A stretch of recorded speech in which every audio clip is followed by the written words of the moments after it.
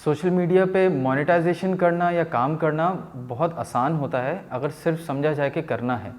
और कुछ मोनेटाइजेशन के प्लेटफॉर्म्स हैं जो यूट्यूब हमें अभी मोनेटाइजेशन का ऑप्शन देता है, फेसबुक नहीं दे रहा।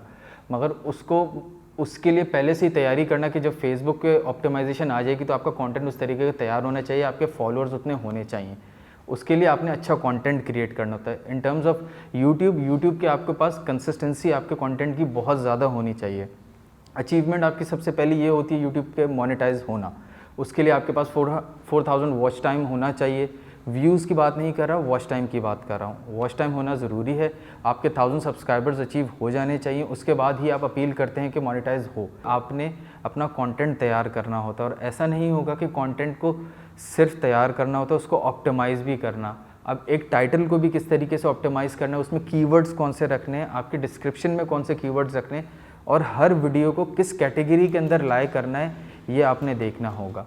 अगर आपका सिर्फ व्लॉग है तो आप पीपल एंड ब्लॉगिंग के अंदर आप डाल सकते हैं, मगर अगर कोई एंटरटेनमेंट का है, फूड रिलेटेड है, तो आपको उसी कैटेगरी में डालना होगा।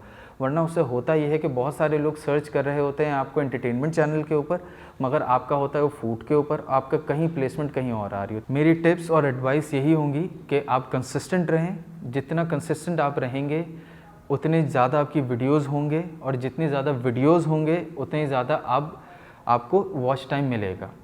दूसरा ये रहेगा कि आप ट्रेंड्स ज़रूर फॉलो करें। ट्रेंड्स फॉलो करेंगे तो उससे होगा ये कि आपके पास एक रेफरेंस आ जाएगा, और जैसे ही रेफरेंस आएगा उससे आपको आसानी होगी कंटेंट किस तरीके से देखा जा रहा है और मैं किस पे कंटेंट क्रिएट कर सकता हूँ।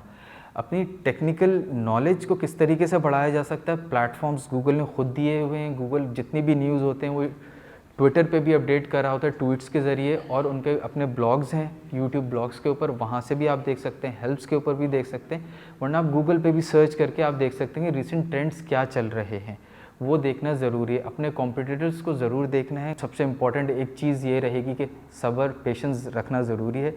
थोड़ा सा टाइम लगता है क्योंकि कॉम्पिटिशन ज़्यादा है। ज़रूर मोनेटाइज भी होगा और आप एक अच्छे यूट्यूबर भी बन सकते हैं।